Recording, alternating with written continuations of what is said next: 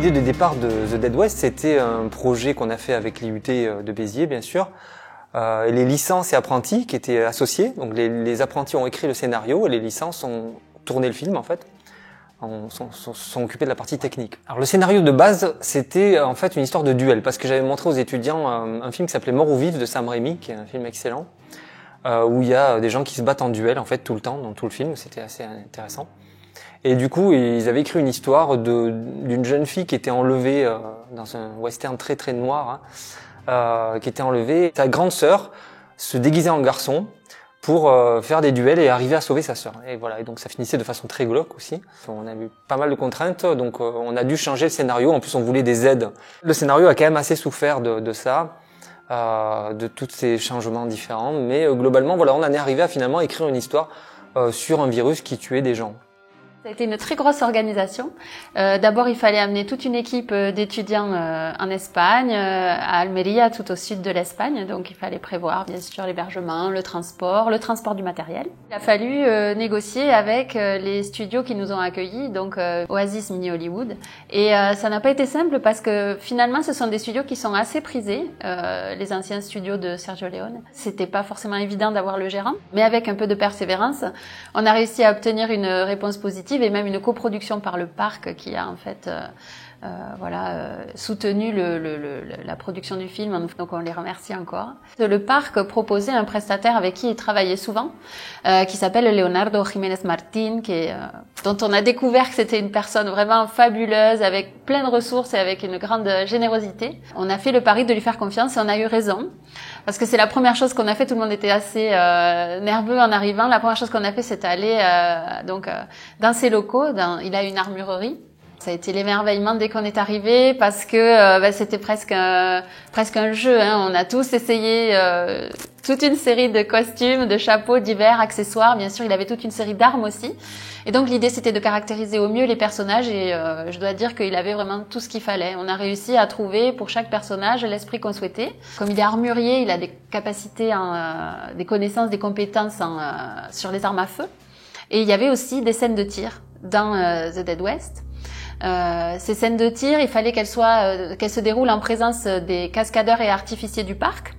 Donc il a fallu les condenser au maximum. On a un petit peu adapté le planning du tournage. Il y a eu à chaque fois Leonardo qui est venu avec ses armes et le cascadeur du parc qui nous a aussi prêté des armes. Et donc on a pu réaliser ces scènes encadrées par des professionnels, des cascadeurs professionnels et dans les meilleures conditions grâce à ces deux personnes. Donc Diego Garcia et Leonardo Jiménez Martín.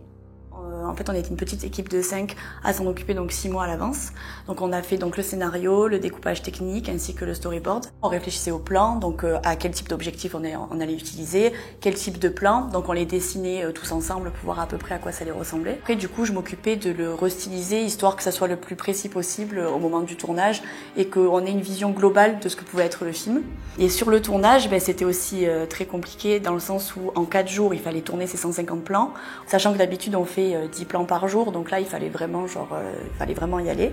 Et du coup, pour ma part, je me suis occupée du rôle de script. Donc en fait, c'était de vraiment s'assurer que on était dans les temps, qu'on pouvait tourner tous les plans, où est-ce qu'on en était, qu'il n'y ait pas de faux raccords aussi au niveau de l'image, etc.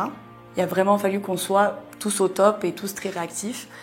Donc pour tout ce qui est le maquillage des acteurs, ça se faisait le matin principalement à l'hôtel. Il y avait des acteurs qui passaient prioritaires et ces personnes-là, je les préparais à l'hôtel. Si par exemple il fallait leur ajouter du faux sang, je leur ajoutais sur le plateau en direct, de suite. Et après, pendant ce temps, une fois que j'avais fini, je préparais les autres acteurs pour pouvoir prendre de l'avance par rapport au tournage. Ce qui a été un vrai défi, par contre, ça a été pour les zombies, puisque les zombies ont demandé un maquillage très spécifique. D'où Eva, cette maquilleuse professionnelle qu'on a fait la rencontre, nous a été vraiment utile parce qu'il fallait vraiment que ça soit réaliste, même si on les voit qu'un court instant. Il suffit d'un maquillage qui soit pas vraiment raccord, qui soit pas assez réaliste pour que de suite on voit que ça a été très très mal fait. Ça a été très difficile de travailler pour la première fois avec de la wax, qui est une sorte de pâte qu'on étale un peu sur la peau, mais c'est très pâteux et c'est très collant, donc très difficile à travailler. Il fallait vraiment mettre un corps gras après pour pouvoir bien le travailler, pouvoir vraiment refaire les trous et tout le reste. Donc vraiment un maquillage très technique et très très difficile. Mais très plaisant à apprendre sur le feeling. Sur le tournage, on devait avoir une organisation très rigoureuse. Vu la quantité de plans à tourner, on devait enchaîner les scènes très vite.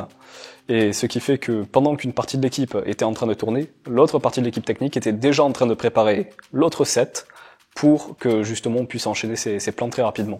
Sur le tournage, j'ai également joué le rôle d'un des méchants, d'un des sbires de Charles Marston, et qui est ma foi pas très intelligent, mais qui a son importance dans le film.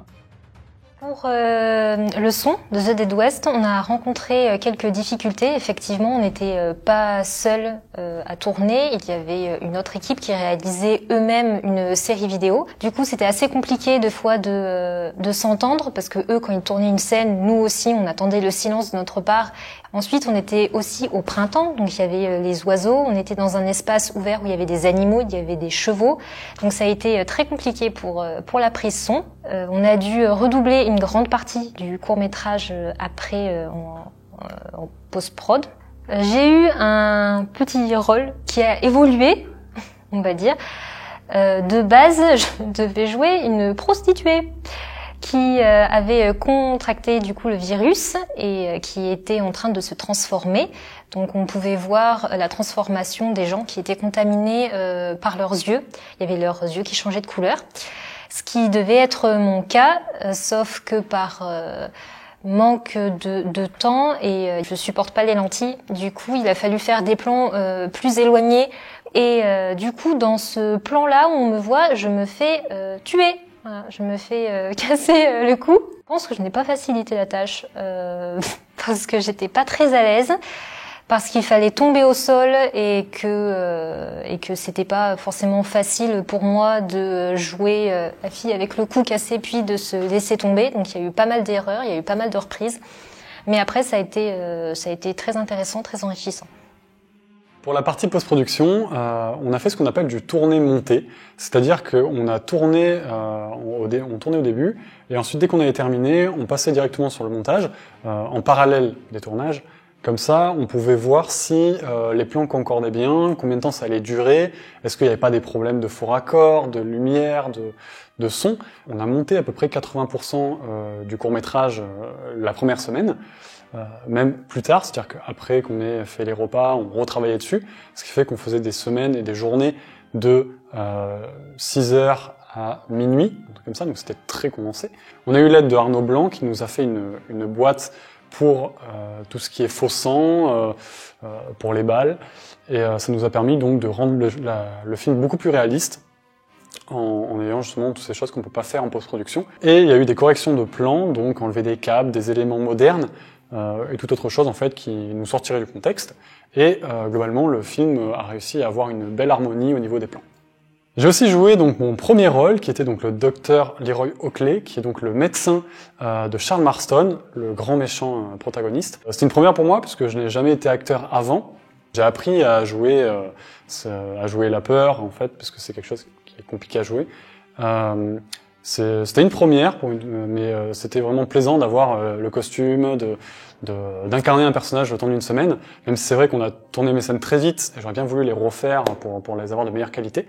Mais sinon, je suis très content d'avoir fait ce personnage, et il a bien évolué, on le revoit plus de fois, et donc franchement, c'est un grand plaisir d'avoir joué ce personnage. Donc mon rôle dans le film, c'est The Villain en anglais, je suis Charles Marston. Voilà, donc ça a été une semaine vraiment très très enrichissante à tous les points de vue. D'abord sur le tournage parce que on était très aidés, les étudiants étaient très professionnels au niveau cadrage, au niveau lumière, au niveau tout ce qui était une tendance. Le scénario, le storyboard, tout ça était très bien ficelé, même s'il y a eu quelques changements pendant le tournage. Et donc je crois que toute l'équipe s'est bien intégrée. En ce qui me concerne, l'expérience d'un premier rôle, c'était quand même vraiment quelque chose qui m'a beaucoup remué. Ce film m'a permis de découvrir les étudiants dans d'autres circonstances que des cours. Et nous avons tissé des liens qui font que 3 ans après, on est encore en contact et on peut vraiment être fier de ce qu'on a fait. Un des acteurs du film étant professionnel par ailleurs, nous a bien aidé, nous coacher, parce que c'est vrai que notre maladresse, moi enseignant, puis pour les étudiants, c'était pas notre travail.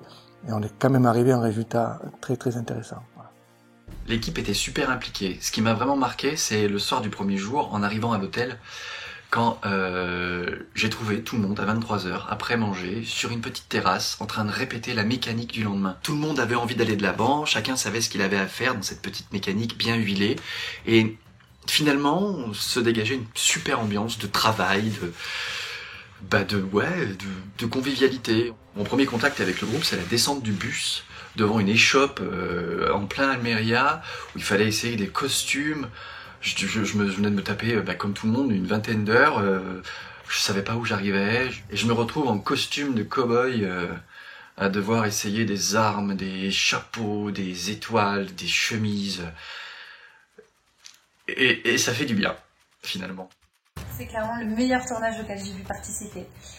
Et je me rappelle très bien quand on m'a proposé de le faire, je me suis dit, est-ce qu'ils se rendent compte qu'ils me donnent l'opportunité de réaliser le rêve de tout comédien ou comédienne qui commence à essayer de faire des films, c'est-à-dire tourner en western, en Andalousie, en costume, dans un village où ont été tournés les plus grands films de l'histoire du cinéma. Je me suis dit, bon, ça va être un tournage étudiant. J'ai vu des personnes qui étaient hyper investies, malgré des idées vraiment audacieuses, parce qu'ils se sont pas simplifiés la vie. Je pense que l'idée des encadrants, c'était aussi de faire passer ce message comme quoi, même s'il est amateur, c'est pas quelque chose qui va être cheap. On va pas faire un film en un jour, comme j'ai pu le voir dans d'autres écoles de cinéma. Un tournage qui est préparé sur l'année. Et moi, j'ai trouvé que tout le monde avait vraiment assumé. C'était vraiment un plaisir d'être là-bas. Et je m'en rappellerai très longtemps. C'est sûr.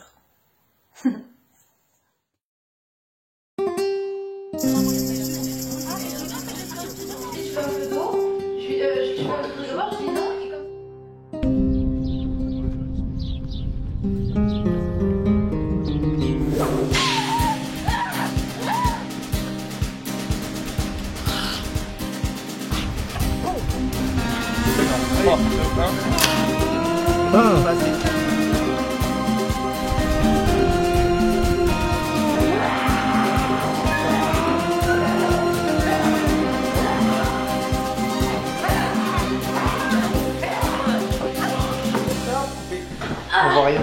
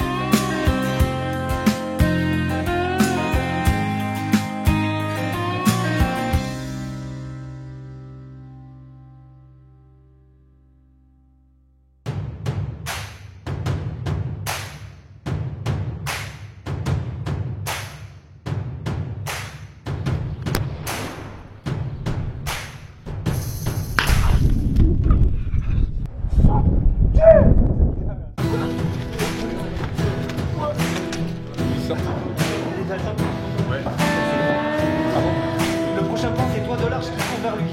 D'accord. Voilà.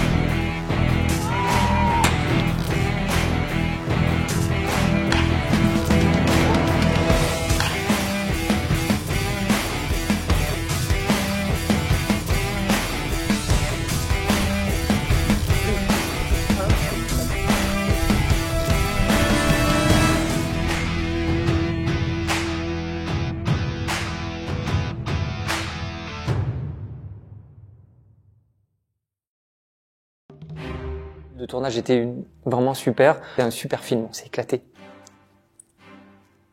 The Dead West, pour moi, c'est l'expérience fondatrice, hein, parce que c'était la première fois que j'intervenais sur le tournage d'un court-métrage avec des étudiants, avec Monsieur Blanco, avec Monsieur Bernard. C'est vraiment un souvenir... Enfin voilà, j'ai le sourire jusqu'aux oreilles quand j'en parle. C'est inoubliable. C'est une expérience humaine fantastique. Voilà. Et puis c'est vraiment moi demain The Dead West 2 ou autre, je refais quoi, je repars. Ça a été le projet qui a un peu révélé ma passion pour l'audiovisuel, parce que je pense que c'était le projet que tous les étudiants en audiovisuel auraient rêvé d'avoir. Vraiment incroyable, et je pense que les 16 heures de bus qu'on a eu, ça valait vraiment le coup de les faire. C'est vraiment le côté humain, et on a vraiment créé des liens dans l'équipe qu'on retrouvera pas, je pense, autre part. J'ai trouvé vraiment que pour des étudiants, c'était ultra professionnel. Une semaine très intensive avec beaucoup d'heures de bus et très fatigant. C'était vraiment une première expérience vraiment enrichissante, et je le referais. Si on pouvait, je le referais. C'était le feu. C'était super. Il y avait des paysages incroyables. On a des plans, mais ils sont juste fantastiques. Surtout les derniers plans en drone. On voit le personnage de Leroy qui part comme ça dans le désert. C'est incroyable. Il y avait une super équipe, une super ambiance. Il n'y avait pas que ça aussi. Il y avait tous les super moments au restaurant, les super moments en bus. Et ça fait des souvenirs incroyables. C'est la première fois que j'étais sur un projet aussi balèze, et c'est vrai que je regrette absolument pas, parce qu'on a fait énormément de choses. On a eu beaucoup de fou rires, de trucs qu'on a dû régler, qui étaient improbables, et vraiment c'était une superbe expérience. Et vraiment, si je pouvais le refaire, je le referais, parce qu'on a vraiment pensé et mangé Dead West pendant des mois. On espère que le court-métrage plaît, et il plaît, c'est ça qui est bien, et on espère qu'il continuera à plaire pendant un bon moment. Quand on voit le résultat, vraiment assez surprenant et de très bonne qualité. Voilà. Donc je garde un très très bon souvenir de ce tournage, et vraiment c'est une expérience que je n'oublierai jamais. C'est surprenant, c'est dépaysant, c'est immédiatement une mise dans le bain, et j'ai trouvé ça cool. En fait, la seule chose que je me dis, c'est que je suis super fière d'y avoir participé, parce que je le trouve beau, et j'ai beaucoup d'affection pour ce film, et pour toute l'équipe, et ça me fait plein de souvenirs incroyables, sauf que j'ai envie d'avoir d'autres souvenirs. Donc, Emma Brown, elle est prête pour le 2, je vous préviens. Elle est prête et elle attend.